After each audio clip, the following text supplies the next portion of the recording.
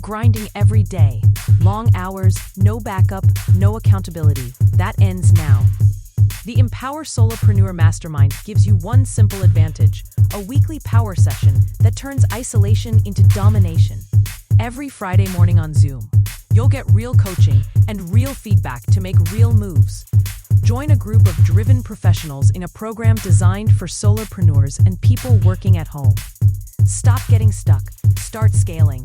Seats are limited. Lock in yours today at modernobserver.com/empower-mastermind.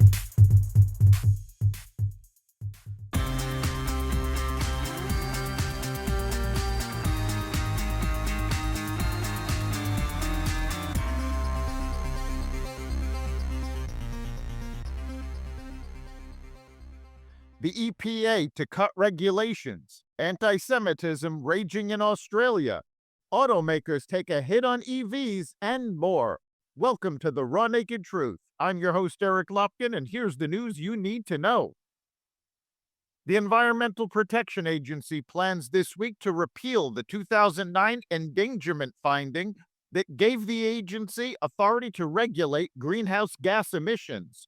The repeal will remove the legal basis for federal climate regulations, including vehicle emission standards and power plant limits. EPA Administrator Lee Zeldin called it the largest act of deregulation in the history of the United States. Environmental groups said they would challenge the move in court. Democrats on Tuesday rejected a White House proposal to continue funding the Department of Homeland Security, saying the plan didn't go far enough in revamping immigration enforcement. Funding for the department will stop at the end of this week if an agreement isn't reached. Police clashed with anti-Israel demonstrators in Sydney during protests against Israeli President Isaac Herzog's visit to Australia, prompting national leaders to urge calm and call for demonstrations to remain peaceful.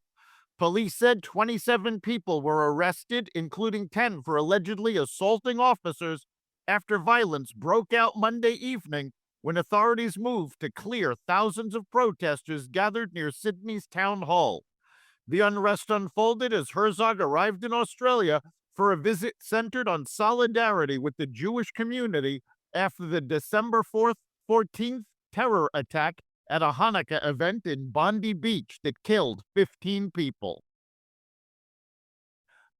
As U.S.-Iran diplomacy remains primarily focused on Tehran's nuclear program, Israeli officials and analysts warn that ballistic missiles remain a central red line for Jerusalem and could shape any decision on unilateral action. Before departing for his trip to Washington, Prime Minister Benjamin Netanyahu said he plans to press Israel's priorities in the talks. "I will present to the president our views regarding the principles of the negotiations, the important principles, and in my view, they are important not only for Israel, but for anyone in the world who wants peace and security in the Middle East." Those priorities, Israeli officials say, extend beyond the nuclear file and include Iran's missile capabilities. Israeli defense officials have recently warned U.S. counterparts that Iran's ballistic missile program constitutes an existential threat to Israel and that Jerusalem is prepared to act alone if necessary, according to the reporting by the Jerusalem Post. Electric vehicle losses are hitting the automakers. Ford reported fourth quarter results Tuesday after the bell that missed expectations, with charges stemming from its EV business resulting in a net loss for the quarter and the year.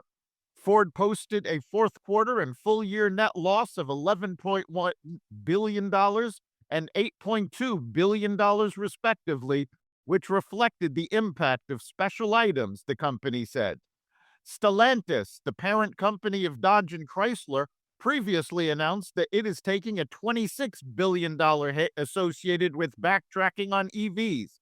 The vast majority of the write-downs is specific to North America, where Stellantis has essentially given up on plug-in vehicles.